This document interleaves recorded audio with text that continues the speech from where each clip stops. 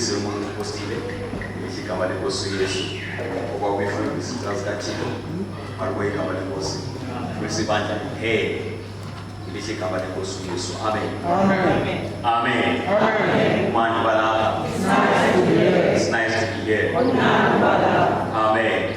Siyambulala ukuthi tobangcwele benkosi osincedileyo nathethileyo besiye kumtshato izolo ngokwegama lenkosi. Bela sithi namhlanje kodwa ke amakhosikazi ale masiqale ekhaya ngokwegama lenkosi. Amen. Siyambulala kusomandla ngento zonke abangcwele benkosi nalapho besiyekhona mama kuhle kakhulu abantwana abatshata anobabazana bakuhle kakhulu. Siyambulala ukuthi amen. Amen.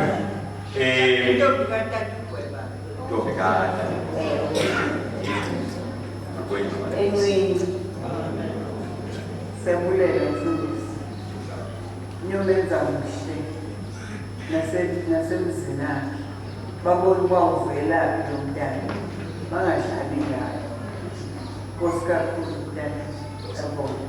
Amen. Masifumane izinto enkosi ke bangcwele benkosi apha kwincwadi kwabase-Efese, incwadi kaPawulos umpostile kwabase-Efese isahluko esesithathu.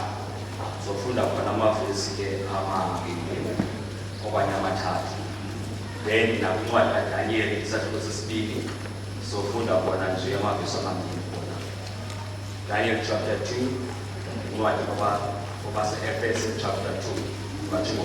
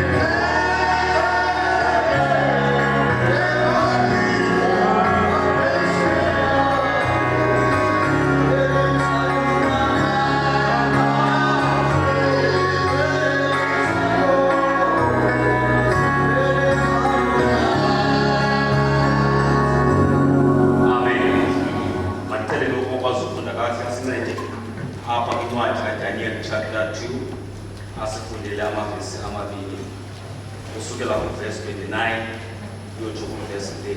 Daniel chapter 2 verse 29 kuyotsho kuverse 30 abekona bekukho kanye nesixhasa enkunzi kusukela wakhona lapho kwabase-Efese chapter 3 from verse 3 to verse 6.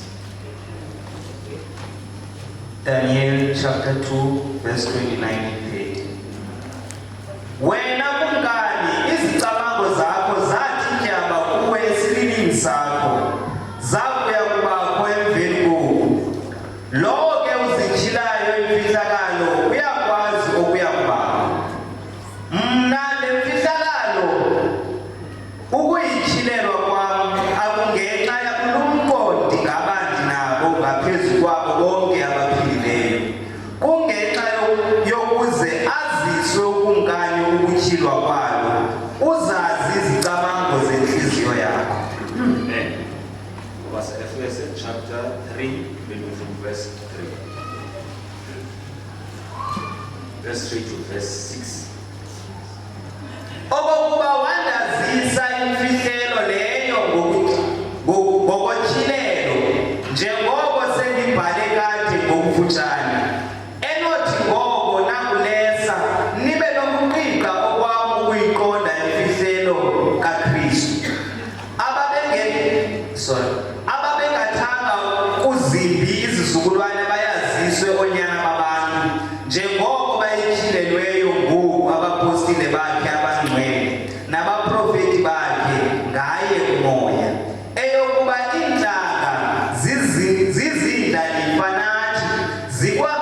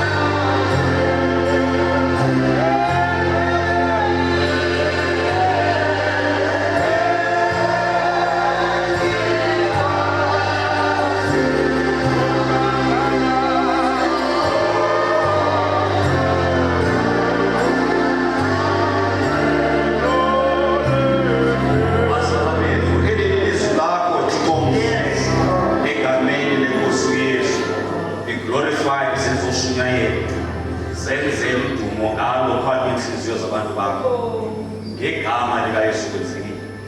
Amen. Amen. Kule ndawo ndifunde kuyo kwabase-Efese uvela lo tata uPawulos. Paulus ngomnye wabapostile who are so excited with Jesus. Amen. Indaba kaYesu yayimangalisa. Amen. Amen. Now, zange beprivilege kanye benenhlahlela yokuhamba naye kwenyama njengama abaphambili kunaye. Malweka malenkosi. Amen. But wathi welifumana ivangeli, he just went all out uYesu wakhe. Amen. Uphuma ke uhlanga olwazana noThixo. Uhlanga lwaIsrael. Uhlanga lwaIsrael kuzo zonke nations inhlanga ezikhoyo emhlabeni. IBhayibheli is a chosen nation. Lakhethwa. Amen. Kuba mina lapho le kakhulu. Lakhethwa. Amen. Thixo usikhonza ku-Abraham sikhulu siyasazi. God made a covenant. Thixo wazimisela ngokholo ku-Abraham. Amen. Ngoba yaqiniselwa u-Isaac isabunyana wakhe njalo njalo. Yaluhlanga olukhulu njengoba uThixo waqaqisayo uzokwenza konke. Amen. Igama lenkosi. But phambi Abraham wanentetha ethethayo athi ngolu kholo lwakho zakusikelelwa ngawe zonke inhlanga.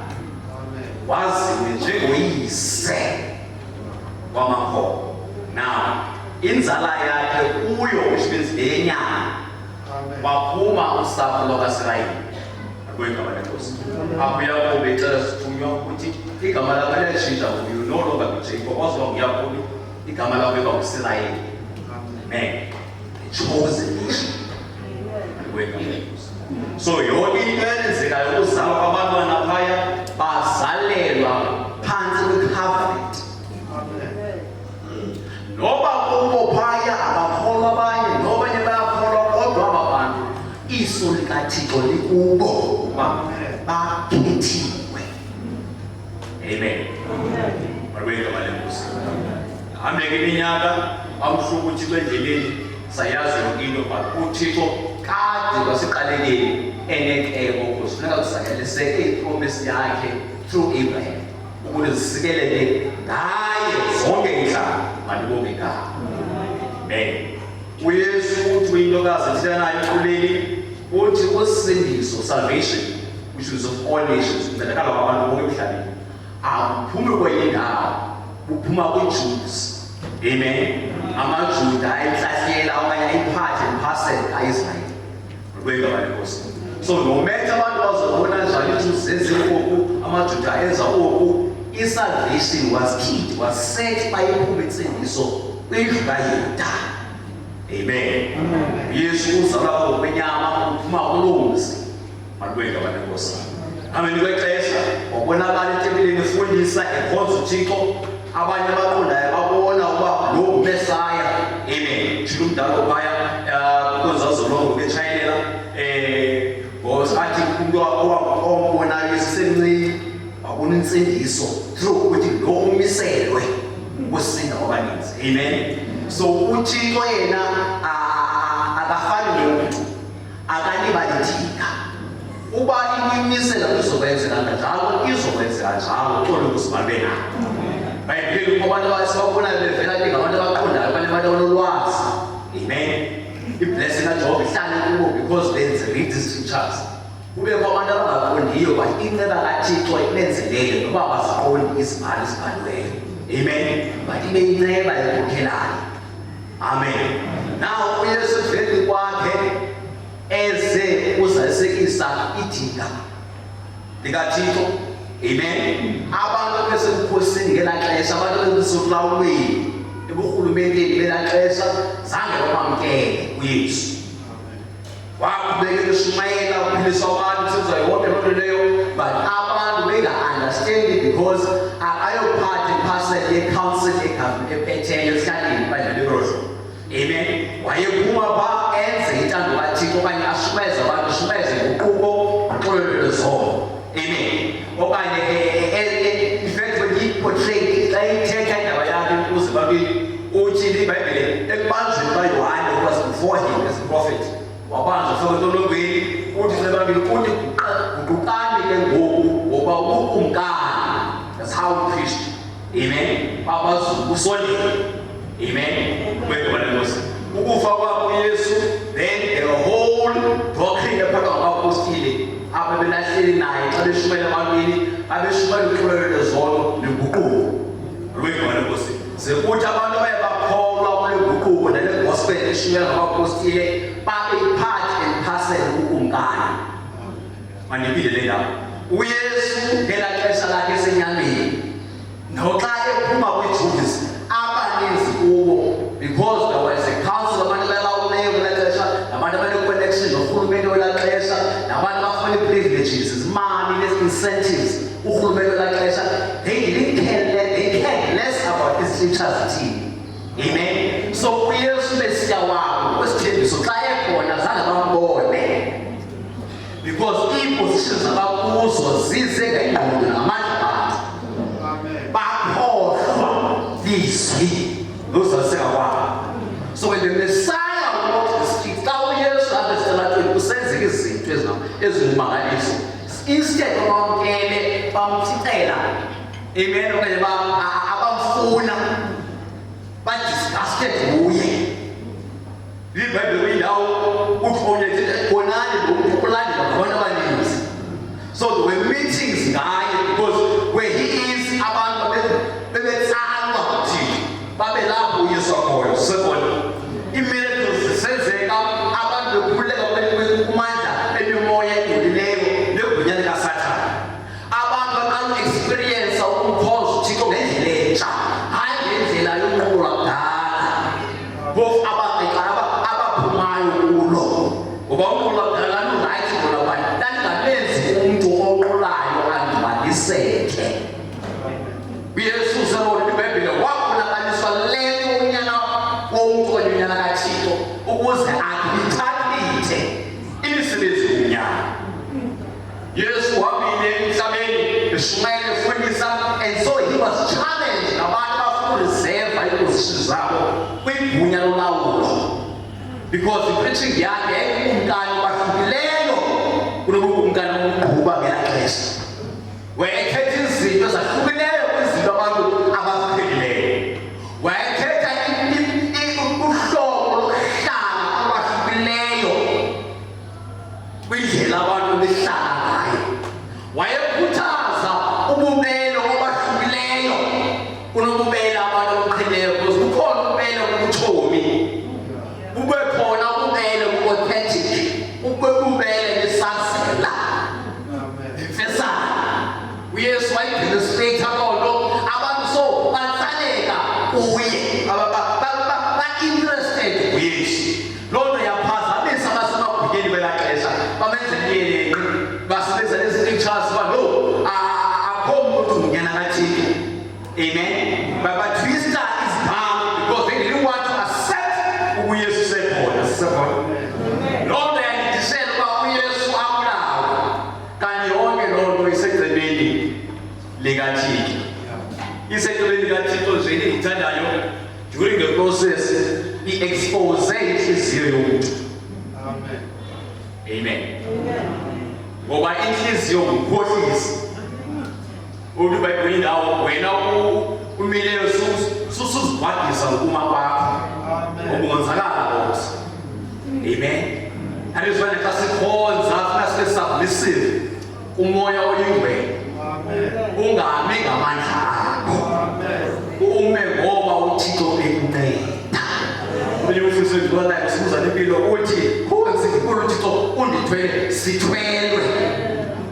Asithwelanga. La mindset iyakunceda xa umntana kaThixo ekule desire zokukhula emazini uThixo. Makwengwana Nkosi. Because le ndaba kaYesu xa ifikayo it's not that we hated Yesu. Amen. It's because xa inhliziyo yabo loves the world ngaphezu kokuthanda uThixo wabo. Mandiphinde lo ndawo. Aba bantu awusibonele into against uYesu xa uYesu uyoshumayela. But ngelaa xesha uYesu wafika ngalo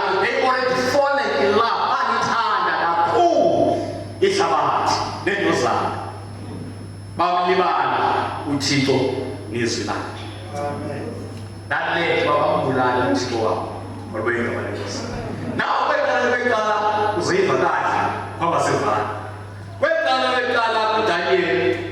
uDaniel uphansi kohulumeni wephethe lexesha uNebukadnezar. Amen. uNebukadnezar wayeking enamandla kazamakhulu. History yeBhayibheli okanye imbali iyachaza kwelaa xesha kuphila if the kings zazihlangana kwaba khona uzulwane xa kuliwe iking ewinileyo ukanye ewinileyo will take over yonke le ndima balenzekele apha kazakele neking ithile uzakele umadawele beneking ithile xa zihlangene oyise uzakele ndiyazi umadawele will take over indima yasekazakele ibe phansi kolawulo lwayo. That is how things were done in that time. Nebukadnezar was the only king a superior was the kings zazikhona. Ulawulo lwakho lwakuqinile. So much that when he came to Israel, he took over everything. Amen. Malibonke igama lenkosi. Ngoku Israel enoThixo but kuba abantu bakaThixo beyilibele indlela yabo. uThixo wabayekela. Umkani uNebukadnezar wathatha yonke into abantu bakhe abafana yonke laa nto. Sokuvela nje uDaniel ngoba the Jerusalem was taken over. Yeah. Malibonke igama lenkosi. Nabo baphansi kolawulo lukaNebukadnezar uphulaphula. Baphansi kwesandla esiqinileyo. Izinto lehlobo lokukhonza lebelasi ngoku lu-under pressure sisebona endlini kaThixo. Uphulaphula. Amen.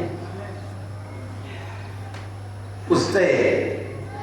Uhlobo lokukhonza abaqinileyo bakhulele inkolo. La privilege has been taken away from them. Amen. Malibonke igama. Ukumbonga uSomandla ipraises lebezenza freely yonke laa nto yasuswa kubo. Le Bhayibhile phantsi kokumkaNebukadnezar because aba bafana ababhaqwayo babe-intelligent bebenomhlabane bebenoThixo. Amen.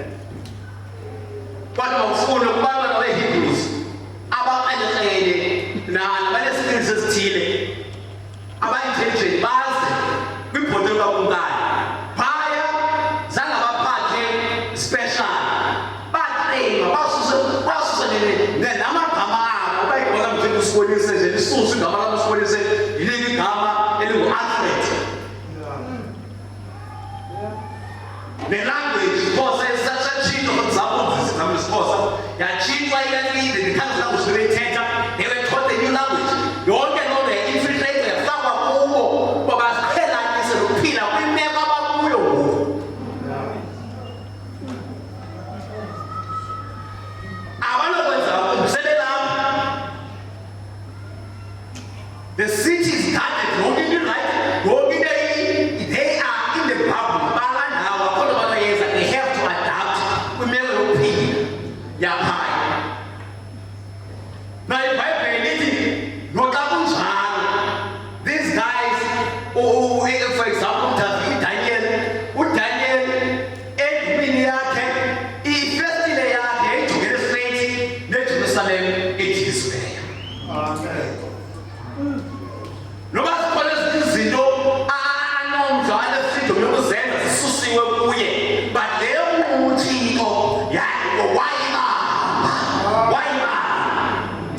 yabayika kondayo kwanto noba amconstrained endlumini but nabekho isimboli ekhazayo uba I'm a child. Ndingumntana weThixo. Noba ndibona but mayibekhona into ezolikhumbuza apha egumbini endilala kulo. Ikhumbuze xa ndingayibona ndizawuba ngumntana weThixo. And he set ifestile yakhe towards Jerusalem. Malibonke igama lenkosi. Nee-customs zokukhonza uThixo wakhe, the places umdumiso ukuthandaza. Malibonke igama lenkosi. Uthi umama ulutsha ningamlibali nansi Friday. Those are one of the things xa unikholwa funeka kube izinto ezi-established zisilibandla nje esisilwayo uba singaphulukani nazo. Amen. Malibonke igama. UNebukadnezar ngoku at one stage wanephupha nalo. Kweli phupha nalo uNebukadnezar waphupha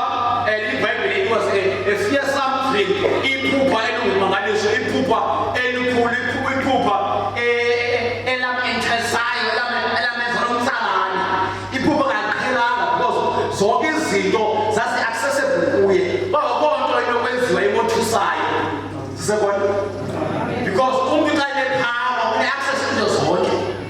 Xa unebona power yamandla, access okanye ngamandla emali, you're a rich person, une-access yokutravelisha the world. This example. So ukumkani wekuposition enjalo whereby kukhona into imothusayo sisekhona endlini. Now uneliphupha nalo ukumkani ayelaba nomtsalane kulocela ubona wawona oyika instead at the same time wafeel joy ngokubona indlela elimiswe ngayo. IBhayibhile oliphupha kwaba kwisithathu esimileyo, inhloko yesithathu ngayigolide. Amen.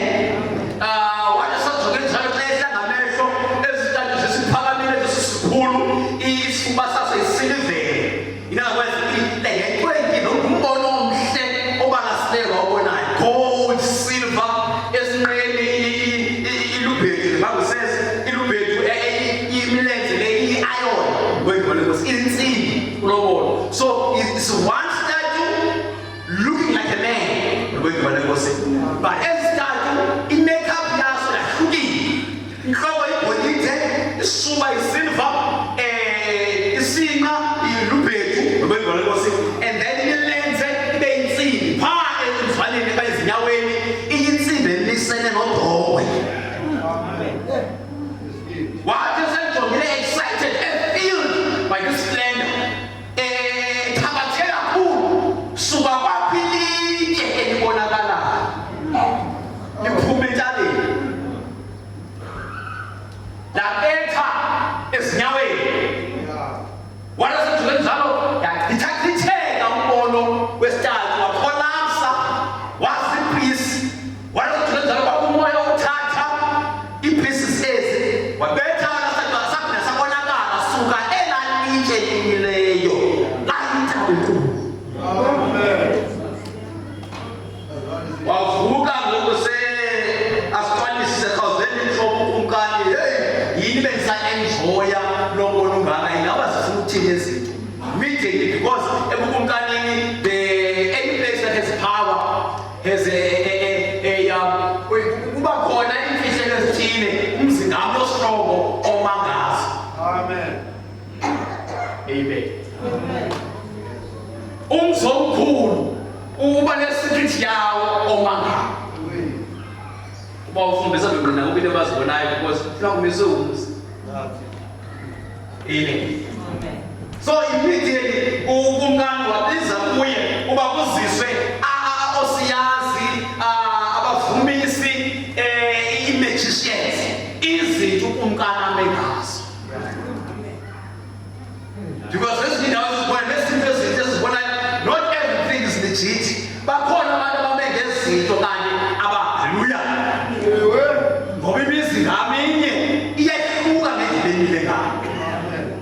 Lesasithenga ngathi sasikuyo vaya eKapa nonkosikazi utata sasithenga kuyo uyikapteni wapoliseni. Uthi khadeleke ngiyacela futhi xa ninginale yathi njengiphuma nje nina kwi left hand side le ningachukumisi phambi kagathi kanti ngayitreat ningachukumisi lezinto yazi bonke nikhona nizathu because ubani sisurvive le ngeke funa yazayimele menga. Amen. Nkosi asemhlaba akutana kuyakhola. Amen. Immediately disingena nje sasithi manje asosaze ngezandla without even praying yasithatha. Why? Because already called look situation and prayerful. Amen. Kakubi ngayekho usuqala nje lo faster. This fasting ngokuthanda asinto eluphila ngazo. Ungathaka ku-emergency bengona ukamekhamekha bazamane ngiyosibona. Amen. Ufuna uhlale kakade ukwiposition ezibolayo ukwamoya. Makwethu balekhosi. Wabizikumkani abantu abathembile basondela yonke laa nto kwaqala usetyenzwa phaya uthi ukumkani ndicela nitshile elikuba ndinalo lendikhathaza. Xa nilithilayo ningalindeli uba ndizolixela. Funeka nixele kumkani wenze nje ukhupha then bona ngitshile uba lithetha uthini. Xolo ukusimame nayo bakhalaza bathathu uba no is impossible ukuthethayo. Asikwazi uba usixeleke uba yintoni ingxaki yakho. Libonge igama. Sikwazi isombululo. Mabeke wale Nkosi. Ngiyabulela ba nakule nkonzo sikuyo sasikumbathinko owayekwazi ukubona ingxabuha. Libonge igama. Amen. Uzune ingxabu ungayithethanga isuku sonjulu. Uthi abantu bethetha abantu bakosiyazi xa bethetha nokumkani. Bakumkani le nto masiyenze impossible. Ngoba funa siqale sithi ingxaki yakho sandule ukusombululela. Balibeke wale Nkosi. Ndithanda into wena bethetha bathi kuye uba ukhona umuntu okwazi uyenza uthetha masiyenze umuntu ozobe kuba lo muntu izobe ngithixo omkhulu. Ongazimatanisanga nezinto zenyanga. Amen. It's a difference, yes. The only person who must hear it will be a God that's not relying on fleshly things. Immediately what you know, which means never go if ever they don't come with a revelation, it's killing Salego, Babula, Maruka. The Bible again, umyalezo kanye umlomo waphuma wayabona yo husband lokhangelwa ukumkani kuvele ukuthi bonke abantu aba-intelligent nababaziyo ne-magicians nabantu abavumisayo ofuna ababulawe ukuba bakwazi uinterpreta iphupho lakumkani. Balibeke wale Nkosi. Immediately xa evile loo nto leDaniel wayibona indlela impossible ngayo waya kuThixo okwazi ukwenza izinto zibe ezi-impossible zibe possible. Mhlawumbe umlaba kule ndawo ufeyise nento impossible ebomini bakho.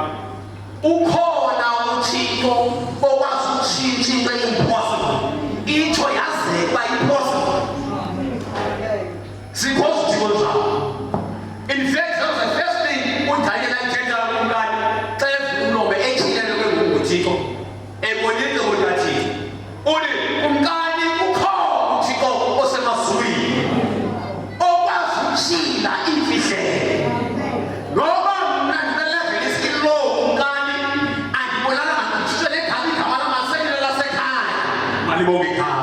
Andisena freedom kwizinto endikade freedom kuzo ngenxa yocinzelelo. But kumkani ukhona uThixo osemazulwini kule ngxaki nayo kumkani ingasolvwa within minutes. Amen. That is why just namakholwa ingxaki esidibana nazo asifunekanga sisitshintshe ekubeni sizazi uba singabantwana bethina. Noba zingxaki ezinjani, noba zingxaki eziphekweni, kodwa asifunekanga sisithi ezingatsho zitshenyameni. Sibethe inyama uve nawe shuu. Malibonge igama. Kanakala yini usita wami esengxakini emsebenzini thuseke sendosindiswa ngoku uzawubuthi yena sekhaya asayazi ukuba ndisindisiwe ngoba bendiba xa ndithetha kaThixo into zami zokwalunga. I will pray and give my sister. Or if you pray and the situation doesn't change, hlala lo situation until something happens. Ngoba malibonge igama. Asifunekanga imele itshintshe uba ngubani na. Yeke inhlithe, yeke ukumphathisa semini, uthi yeke ikhoti.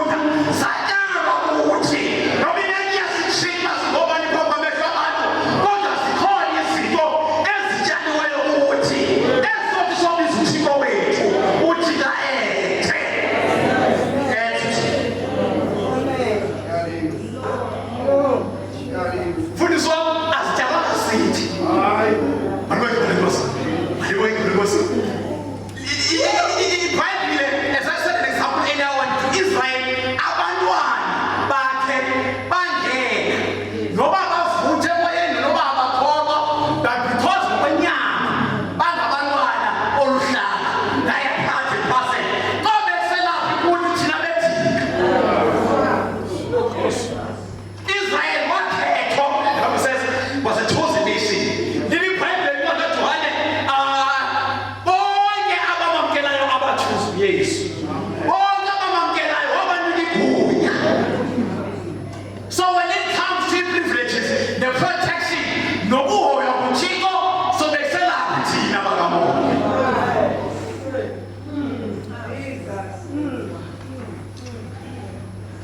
Leli Bible ukumkani ngambiza umfana sesondele.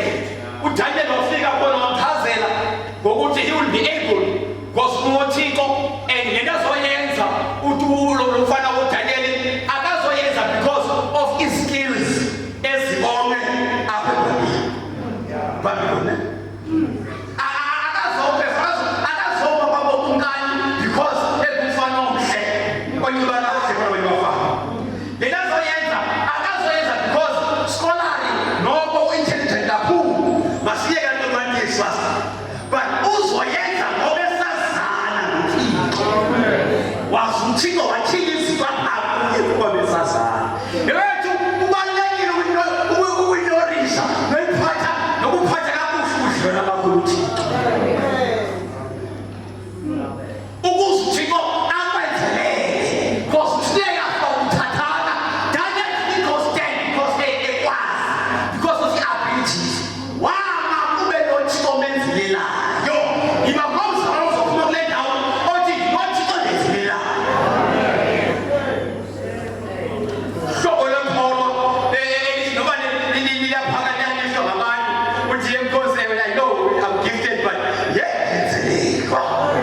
Ikhona likhalezayo ukhumbula kwethathe khona. Eliyazi bangafika kanjani kule moto. Ngoba ikhona inkosi ikhona linjalo lizokwazi uma. So kumkani omhlabeni ifuna ukuqina izinto ifuna unyuso. Masikhawuleze. Leli Bible wami waqala ngomhlobo ukuyithina inhloko ibilisa ntoni. Amen. Isisuka sibilisa ntoni. And in his speech akathethi ngento yazi thenda le ndawo uthi kumkani eliphupha ulibonayo inento yokwenza ne-future. Amen. Nakathi kwabantu abazocelelesa ezi zinto bazazi uba hey zazinga-aplayi kakhulu lento sakhanyiwe zazi-aplaya kakhulu into sesikhulu. Mama Sevane uthi uDaniel wachaza the format of kingdom emileyo. Kumkani bokuqala kusimela nalento okuthiwa xa ibizwa obu-autocratic i-autocracy xa igunya liphuma kwi-king qha ayixelele loo nto ithethayo iyenzeka akukhoshinwanta ngolwegibale nkosi. And the second level iyafana ngoku ne-allies ukumkani noba uyi-one ngokumtshoyo but kuba ne-allies naso uyahlanganisa umkhosi nabanye usebenzisa nabanye kumkani. Amen. Omunye ukumkani osondelayo osesinqeni ufanisa nokumkani kwe-royalty okanye imonarchy. Amen. Nangoku sekhona imonarchy emile yaziwa kakhulu ubukumkani base-England nakhona e-England xa kulo umhobe wesizwe phaya kupha i-respect ku-queen. Amen. Monarchy which means it's a set of kingdom family based. Ngoyibale kwase la family iyohlala isazi uba kusebukhosini nalabo bantu sinazo kumkani esinazo. NasekZN phaya ngokumkani besolekile kwabheka besolekukani. Those are forms of kingdoms that governs abantu. Kube kwezinye kwezi-iron abantu bepolitiki bayazi communism ne-socialism zezazinto ukumkani wayekhombisa ukuthi waboniswa nge-future. Ixesha likakumkani lalena legolide enhloko emva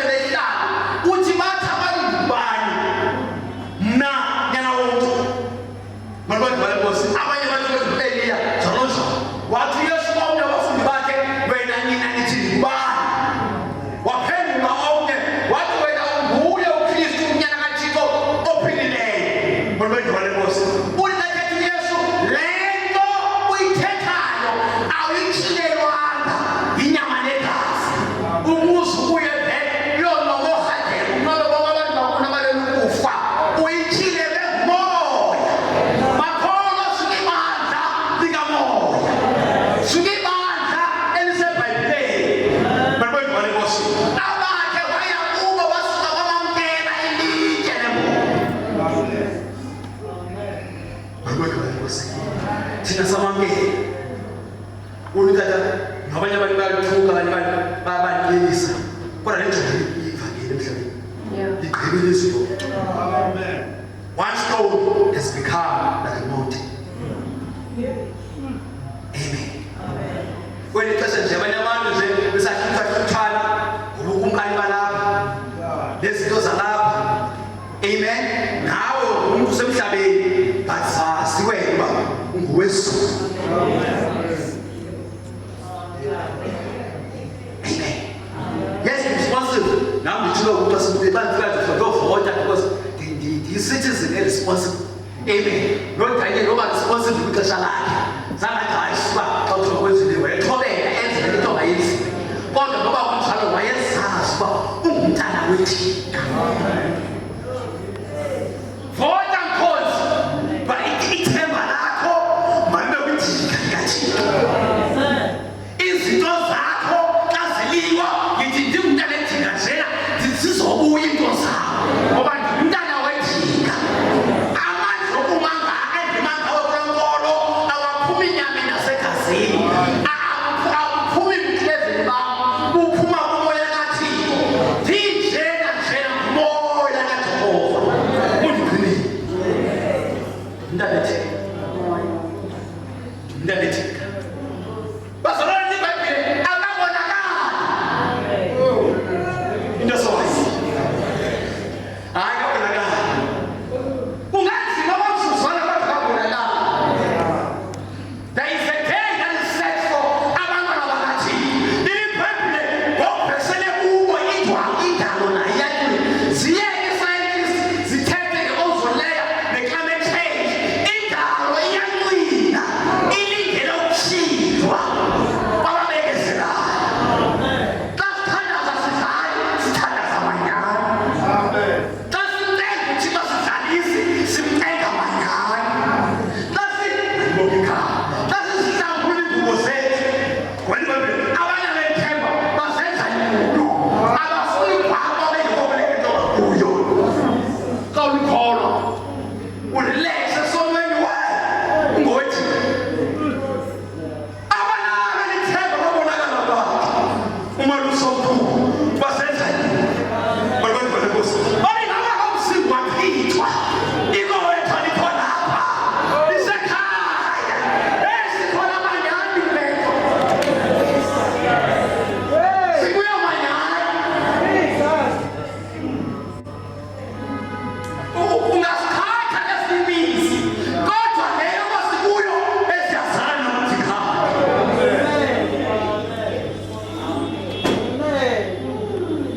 Ungalibosheleni Nkosi. Awusisindisanga. Umdalo wazulu uthi bonke odilika bona balapha. Uthi umlingelo mkhulu. Umthola akuqonde okanye abambathisa izinto emdaka. Nawe ubona le nto emdaka izifanele.